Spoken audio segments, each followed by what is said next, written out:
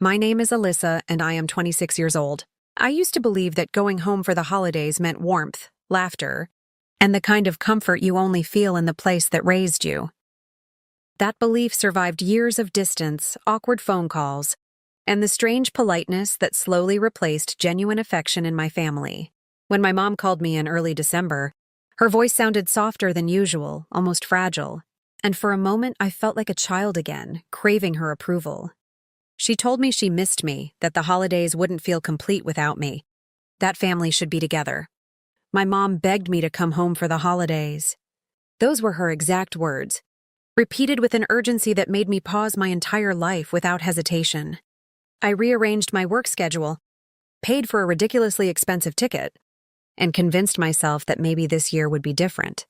That maybe time had done what conversations never could. After a 10-hour flight, exhaustion clung to me like a second skin.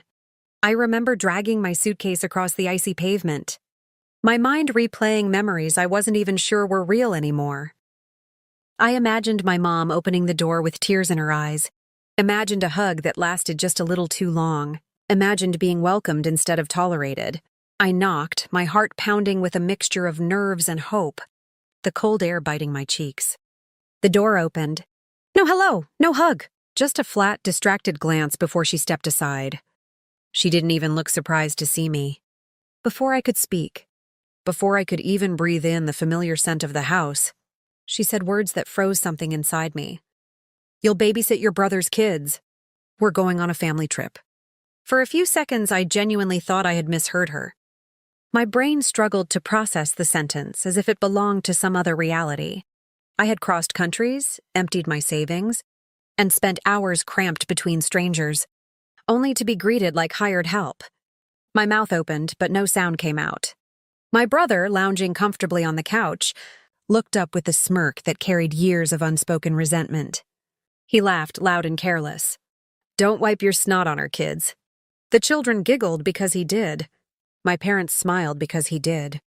They all laughed. The sound echoed through the room, sharp and humiliating, each chuckle pressing against my chest. I stood there with my suitcase still in my hand, feeling like an outsider who had walked into someone else's joke. No one asked about my flight. No one asked how I was. No one even pretended. It was as though my presence had been reduced to a function, a role already assigned before I arrived. I felt heat rising behind my eyes, the sting of tears threatening to betray me. But I swallowed everything. Years of practice had taught me how to smile on command, how to hide hurt beneath politeness. So I smiled too then. The same small, controlled smile I had perfected over time, the one that said nothing and revealed even less. But something was different this time.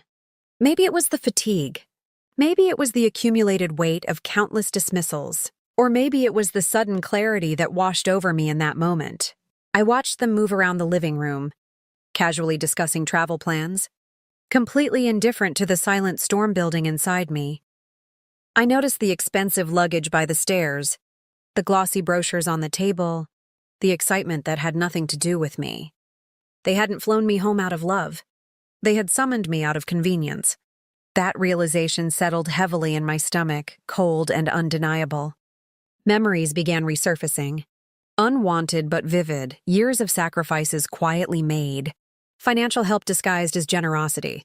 Emotional support offered without acknowledgement.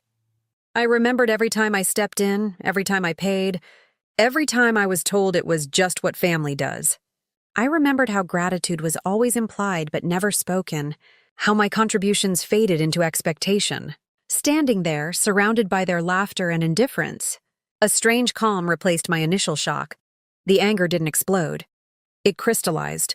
They continued talking as if I were invisible, as if the decision about my time had already been finalized. My mother moved past me, already mentally elsewhere, while my brother kept grinning at his own joke. That was the moment I realized I had two choices. Accept the humiliation quietly, as I always had, or finally confront the imbalance that had defined my place in this family. My pulse steadied. My thoughts sharpened. The exhaustion from the flight evaporated, replaced by something far more powerful. I adjusted my grip on the suitcase handle and looked around the room one more time, taking in the casual cruelty, The comfort of those who never expected resistance. I smiled, but this time it wasn't the polite, wounded smile they were used to. This one carried certainty. I smiled too then. Said one thing. And that's when they went crazy. Mom kept whispering, her face draining of color. Her voice trembling in disbelief. No! No! No way! The room went silent so quickly it was almost violent. Like someone had sucked the air out of the house. My brother's grin faded first. Confusion replacing amusement.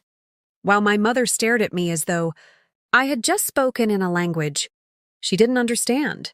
I didn't raise my voice. I didn't need to. Before you leave, I said calmly, we need to settle something. The words sounded measured, almost gentle, yet the tension they created was immediate. My mother blinked rapidly, already uneasy, already sensing that this was not the reaction she expected. Alyssa, not now, she muttered, forcing a brittle smile. But I had spent too many years hearing those same words. Not now, later. Don't be dramatic, man, and I was done waiting for a convenient moment that would never come. I set my suitcase down and reached into my bag, pulling out a thick folder that had traveled with me across that 10-hour flight. It wasn't heavy because of paper. It was heavy because of everything it represented. Every sacrifice, every dismissal, every quiet transaction that had slowly turned love into obligation. I placed it on the table with a soft but deliberate thud. My brother frowned. My father shifted uncomfortably in his chair. My mother's eyes locked onto the folder as if it were something dangerous. "What is this?" she asked, her voice tightening. I met her gaze without hesitation. Every receipt. They laughed at first, not the mocking laughter from earlier, but nervous, uncertain chuckles. My brother scoffed, waving a dismissive hand.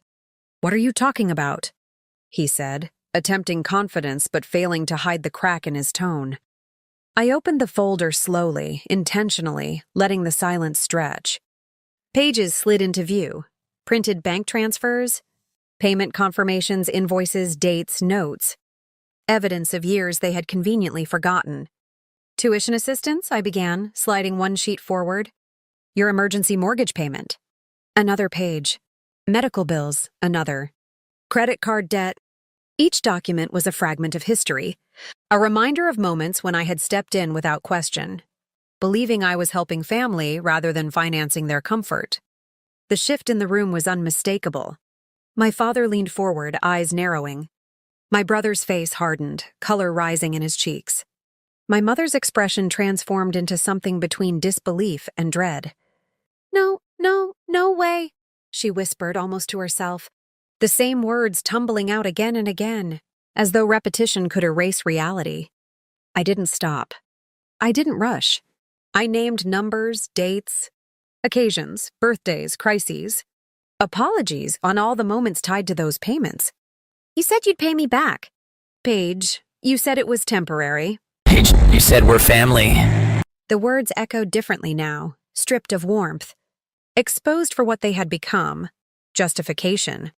My brother exploded first, anger rushing in where arrogance once lived. "Are you seriously trying to charge us?" he snapped, his voice rising sharply. I turned to him, my composure unbroken. "No," I replied evenly. "I'm asking you to acknowledge what you owe."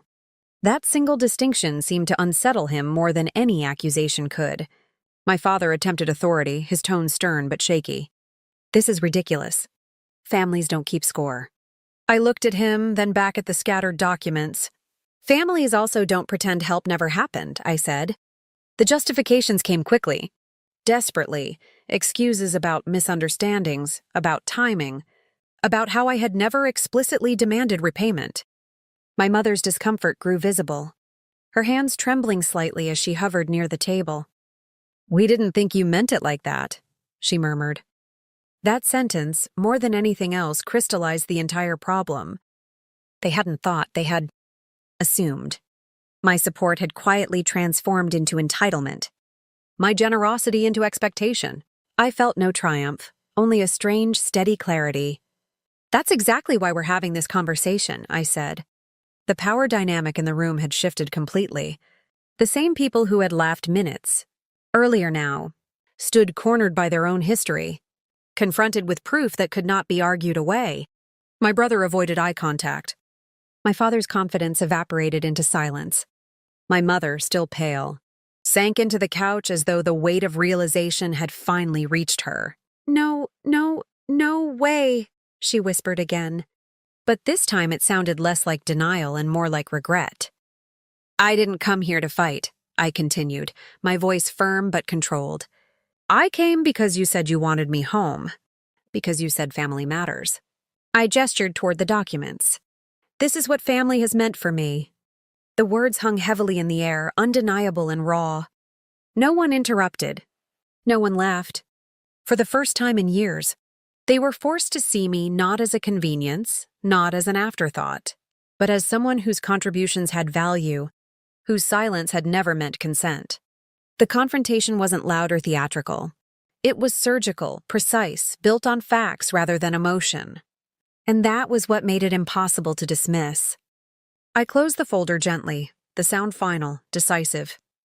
You can still go on your trip, I said quietly. But things don't continue the way they were. Their expressions told me everything. Shock, discomfort, the slow collapse of assumptions they didn't even realize they had been living with.